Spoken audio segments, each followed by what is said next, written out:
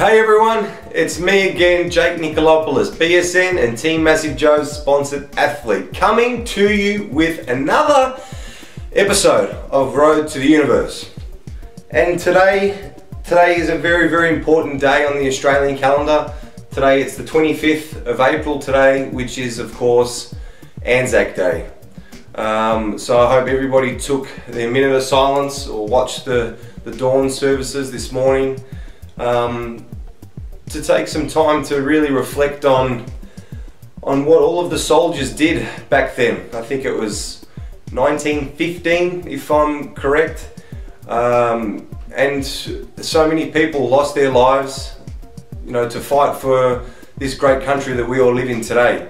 Now, I've flown around the world, I've been to a lot of different countries with my competitions and my bodybuilding, and you know, I always love to come back home to Australia. We really do live in the best country in the world, and you know, that's why we have this day to remember and give thanks to all those men that lost their lives in an effort for what we have. They fought for what we have today. So very important day today. Anyway, let's move right along to today. I'm going to do more of a Q&A, question and answers. Not going to do the training video. I'm just going to answer questions because I've had a lot of questions emailed in. So I'm not going to put a time limit on the video. I'm just going to go through the questions. If it goes for too long, I'll answer them on the next video, but I'll try to get through as many as I can. So the first question is from David Adamovics. David says, "Hey Jake, please list the most important supplements you would recommend." Very good question, very easy question for me to answer. I don't think that it's necessary to take every single supplement out there. You know, you open up bodybuilding magazines and you're absolutely bombarded with supplements and what they do and the 120% increase in muscle and all this sort of thing. So this is what I recommend. A good protein powder is a must, a staple in all of my diets. Now the protein powder can either be a weight gainer or it can be hydrolyzed protein, just whey protein, casein protein. Whatever you want, whatever stage you're in at your diet, use it to which one fits. So I like to just use I use the BSN Synthesix. That's got about 15 grams of carbs in it per scoop. So I'm in the off season now, that doesn't really worry me. Closer to contest, I'll probably switch to the isolate. So protein powder. For me, I use simple carbohydrates while I train and after I train. BSN hasn't released one of those yet, so I use, at the moment I think I'm using the Carb-Olan carb, so I use that. So I drink that while I train, I drink that after I train. Vitamins, multivitamins, multi-minerals, you know, you can get packs now that have everything in them, so there's not really any excuse to not be able to get your vitamins. Very important, especially a lot of bodybuilders just eat meat and carb, don't have any vegetables and not many fruits. So multivitamins, multi-minerals, fish oils too, I think are very important. And that's really it. You know, creatines, glutamines, branched chain amino acids, all those things. Of course, they're great if you can have them. If you've got a little bit of extra money, buy it. But my staple ones that I think you can't go without is protein powder, simple carbohydrates, multivitamins, fish oils, multi-minerals. I think they're the ones that are must. Christopher Georgiou says, "Hey Jake, if you get a day off training, what would you spend the day doing?" Isaac Newton asked a very similar question, so I'll answer them together. Isaac said, what do you do? What are your spare time fun things to do? So in my spare time, I like to, well, I'm pretty much here in the gym for all of my days during the week. So when I get a day off, I usually spend it with my girlfriend doing just normal stuff. Me and her are both pretty immature, so we go out and play mini golf or go bowling or go to Time Zone, go to the movies. Just do whatever I want to get me out of the gym and just go and do some normal stuff. But you know, I've got dirt bikes, I've got jet ski at home at my parents' house, and you know, I do a lot of. I love getting outside, but I don't do as much crazy stuff as I used to. I used to always get on the dirt bikes and go out to the tracks and go doing jumps, and on the jet ski, you know, going crazy, doing all stupid shit. And you know, I definitely have had to settle down on my activities, doing things like that, because I get a little bit excited and get a little bit overconfident and I end up hurting myself. And now this bodybuilding is sort of, it's my job now, so I'm trying to keep my body in as best condition as possible. And next question, Travis Gardiner says, at first glance this may seem like an easy one to answer, but I want your personal opinion on it. In regards to range of motion and chest pressing movements, everyone always says bring the bar all the way down to your chest and get that stretch at the bottom. Now there are some great guys like John Meadows, an amazing trainer, who are advocating do not bring the bar or dumbbells all the way down, because yes, you get the stretch, but the muscle loses tension and unnecessarily puts strain on the shoulder joint, etc. Have you experimented with shorter range of motion to keep constant tension? Did you notice any better hypertrophy? Same thing with tricep pushdowns. We're always made to believe to not lock out and contract at the bottom. He is not a huge fan of it because it loses constant tension. Love your thoughts on it. Well, as far as the bench, like chest pressing goes, I think that comes down to everyone's different. Personal preference, body mechanics is different.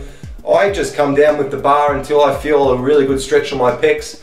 And yes, I probably could go down. Oh, come on. I'll put this on silent. You know, I come down as far as I can until I feel like I've just got that good stretch and I haven't put any strain on my shoulders. I probably could come down a little bit more, but then, you know, as you said, it's going to put a lot more strain on my delts. So I don't think there's really a set range or how many inches it has to come off your chest. You've just got to go by feel with yourself. You'll know once you've got a good chest and once you've got a good stretch on your pecs and you've come down as far as you can. So I don't lock out on really any of my movements. The only things I really lock out on is, I think, you've said here that triceps not to lock out, but I always lock out on triceps. I think that triceps are a really good one to lock out on. I don't lose any tension on triceps. Calves is another one. Calves, you can squeeze your calves up as high as you can. You know, there's no locking out really of the calf joint. It doesn't take any tension off it. So there is definitely muscles that you can do that. But definitely the locking out of other movements, you know, if it's going to take pressure off the muscle or strain off the muscle, then don't lock out. Ben Dunn says, do you take simple sugars and whey protein immediately after training, or is your post-workout meal sufficient? Well, Ben, good question. I take in, well, if I can, I usually take in, if I've got some unflavoured simple sugars, I'll try to take in a hydrolyzed whey protein while I'm training with carbohydrates. And I'll probably sip on maybe 50 grams of carbs on an upper body day and maybe 100 grams of carbs on a leg day. And you know, I'll just mix them together. So I'm getting the simple carbs and I'm getting the protein, but it's got to be a protein that's broken down, something like hydrolyzed. You know, it would be the best. So if you are having that during your workout, I would suggest after you finish training, have a meal. Wait a little bit longer, have a meal, because you've already given your body's already there's already nutrients flying around in the bloodstream. You've got carbs, you've got protein. So you could even just wait a little bit after the workout and then have your solid meal. But if you didn't take in any protein or any carbs during the workout, I would definitely, the first thing I would want to do after I train is have some simple carbs with protein. And then have the meal an hour after that. So I've got another question from Paul Wallace. It says, hi Jake, I'm 45 years old, I have chronic arthritis in my knee and wrist. I love training, but some days it's a hell of a fight with my inner spirit to push through the pain. How do you stay focused all the time? Are there times when you want to take a break, and how do you deal with this situation? Cheers, mate, and good luck on your journey. Well, Paul, I'm sorry to hear that you have the chronic arthritis in your knee and wrist. You know, I can't really relate to this much because I haven't had a serious injury that sort of put me off. And look, the only thing that I can really compare it to is in 2012 I had to take 12 weeks off training to let my forearm, it was like a tendonitis. It wasn't like a tear or anything, but it was like a tendonitis that just wouldn't go away. And every time I did any sort of curl, press, it just absolutely killed. And that was the only thing that made it better. I went and got myotherapies, I got massage, all those things, and it didn't help. So I had to go through my whole contest prep with that pain. And you know, that was a bit of a struggle mentally, because I knew that I wasn't training exactly how I had to train. I had to strap my hand to a lot of weights just to be able to lift them, because I couldn't grip it. So that's probably as close as I can get to your situation, but you just got to hang in there, you know. And like a lot of things, it's all about your willpower. How bad do you want it? If you want it really bad, you know, you're gonna take as many preventative steps as you can again with your arthritis, taking whatever you have to take to help that, and then do as much of your training as you can. So you're obviously gonna have good days, you're gonna have bad days, and just got to dig in and get it done, man. There's not really anything else I can say to you in that situation. The next question is from Brett Carden. Brett says, "Hi Jake, I'd like to know your views on the modern day bodybuilding physique and size as opposed to the Arnold days with the wide back and tiny waist. What do you think is a better looking shape?" Well, I think it really depends. I think there was ugly shapes back in Arnold's days, there's ugly shapes nowadays. The only difference is nowadays the guys are a lot bigger. But over time things evolve, supplements evolve, and you know, that's how it's gone. We've got bigger, we're seeing much bigger physiques. But like I said, there was still ugly shapes back then. It's just now that the guys are a lot bigger.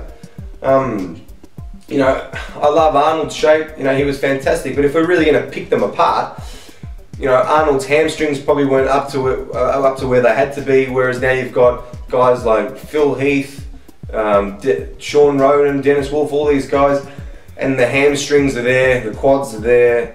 You know, they're not really missing any body parts.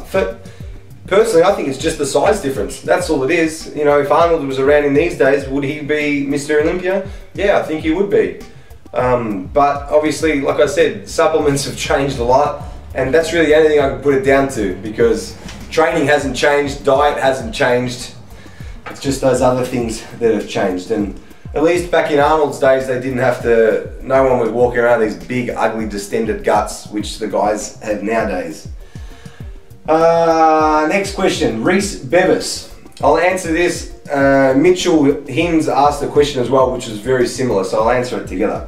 Reese's question was, Jake, please answer this because I think it's on most people's minds.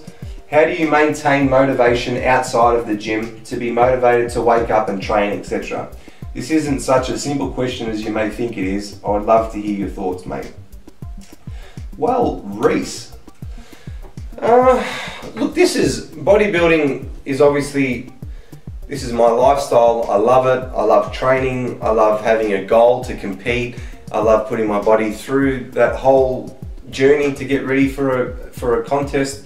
So my motivation pretty much comes within myself to be able to do what I do. Like, I wake up in the morning, I want to get all my meals in, I want to train, I want to do, you know, my personal things. I've got to do all these things because I have a goal set. I think the most important thing, like I just said, is goal setting.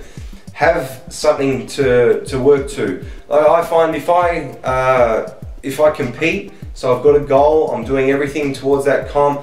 Every morning when I wake up, I'm preparing my meals. Like, my whole day is full on just preparing for that show. But then after I compete, I come back home, come back to my gym, and I don't have a set regimen anymore of what I'm doing. It's like I almost go through like a depression because I don't know what to do with myself. I've gone from being so regimented with everything that I do, getting ready for the comp, being focused on something, and then to having nothing. And you know, it's not good for me. I'm the sort of person, I've got a lot of energy. I need to have my outlet, or else I start to go crazy. So that's probably the best advice that I can give, is to set a goal straight away. Once you've achieved that goal, set another goal. That way, you know, you're constantly working towards something, and mentally, it definitely helps me to be able to get through all my day-to-day things, because I'm thinking about that goal, and everything that I'm doing that day is working towards, you know, that next goal that I'm going to get. And like I said, once I get there, I go on again. So that keeps me motivated. Competing against myself, setting goals for myself. You know, that's how I've always done it, and I've stayed motivated that way. So, Scott Bennett says, what was the biggest obstacle you had to overcome on your road to winning the Worlds last year? Good question, Scott. Last year, 2013 was definitely a very, very tough year for me. Why? Because things I don't want to talk about on the camera, but I had personal issues going on in 2013 where I wasn't even going to do the comp.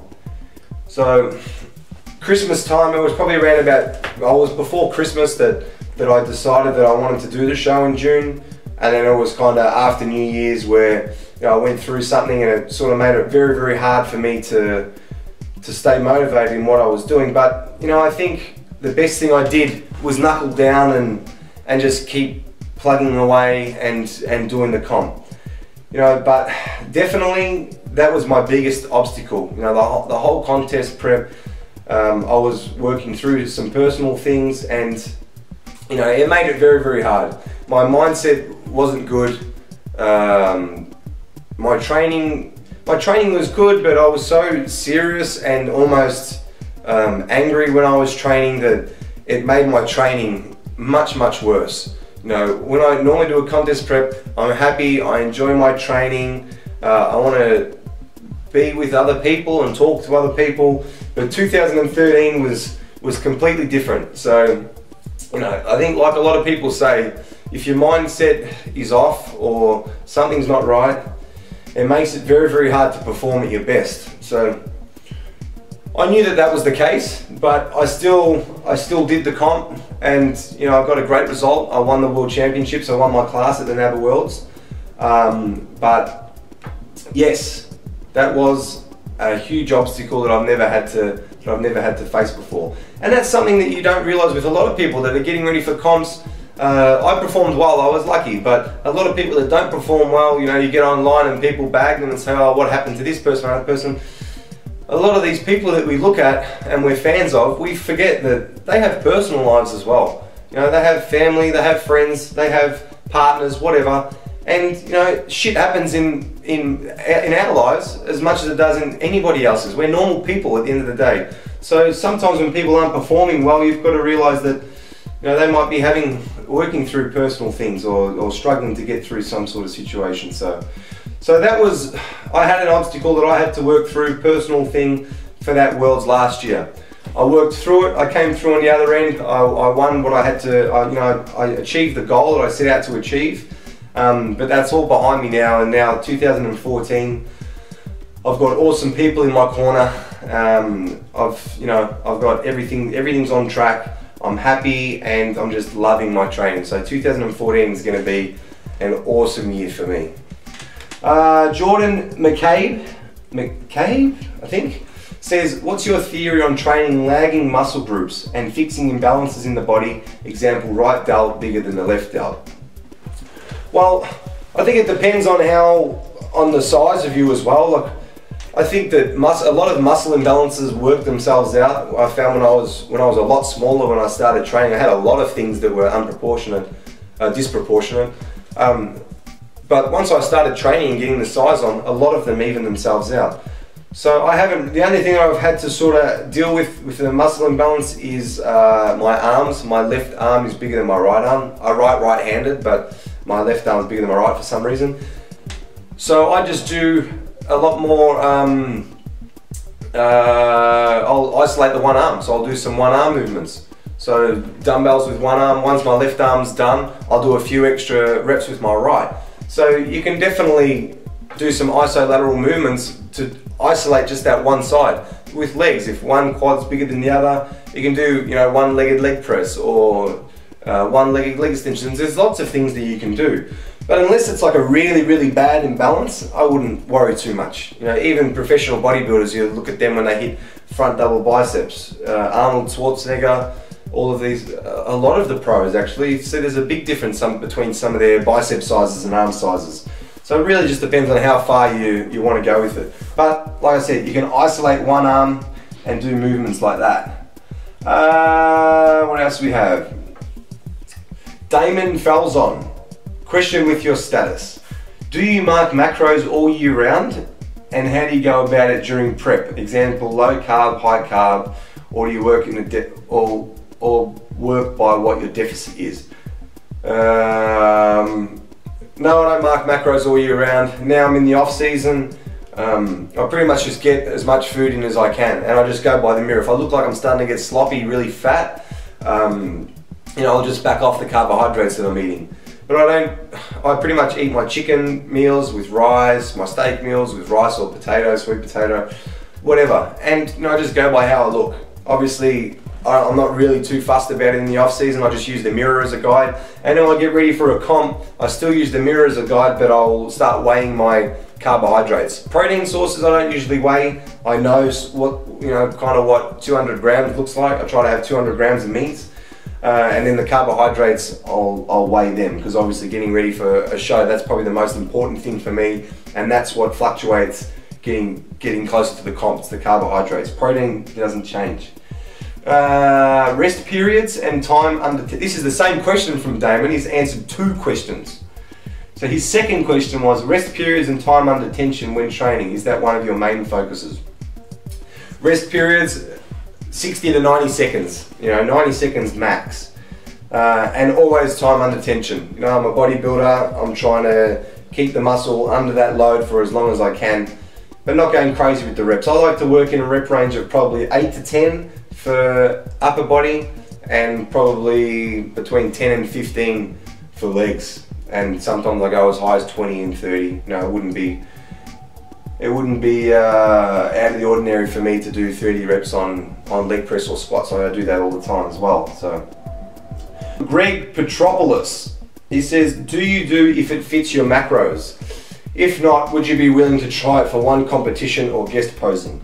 Easy answer to that question, Greg, is no. I would not do if it fits your macros at all.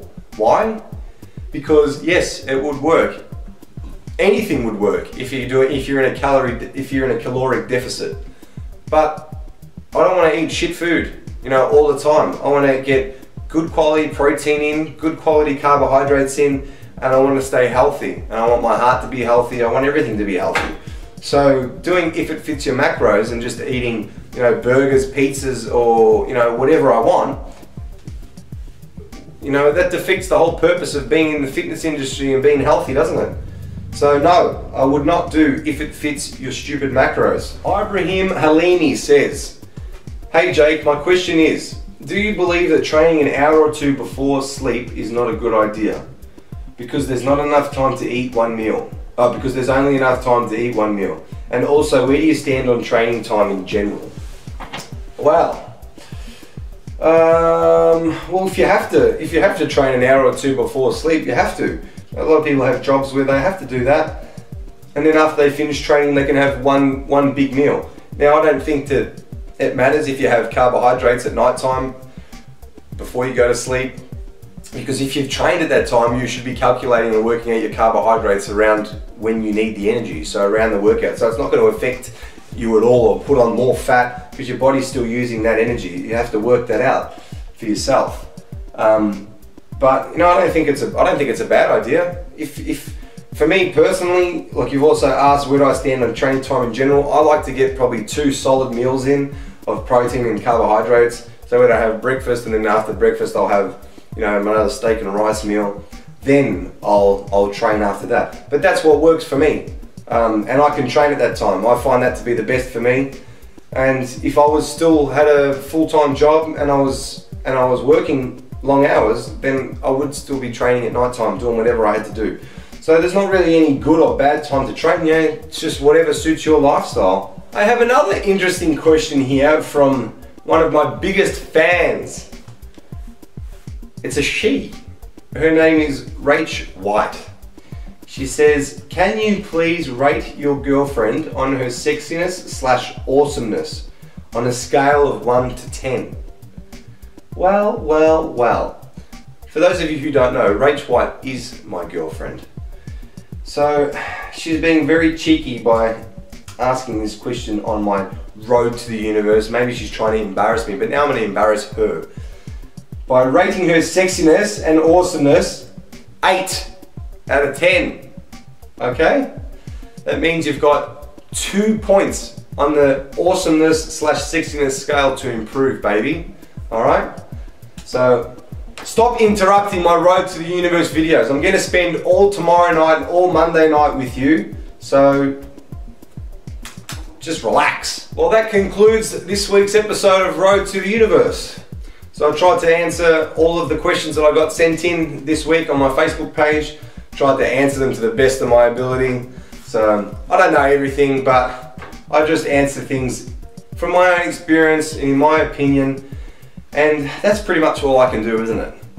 So hopefully I made it sound good, like I knew what I was talking about, because I really don't, but I try. So subscribe to the Massive Joe's videos, guys. Stay up to date with not only this series, with everything else they're doing on the Massive Joe's YouTube channel. And I'll see everybody in the next episode. Enjoy the rest of your Anzac Day weekend.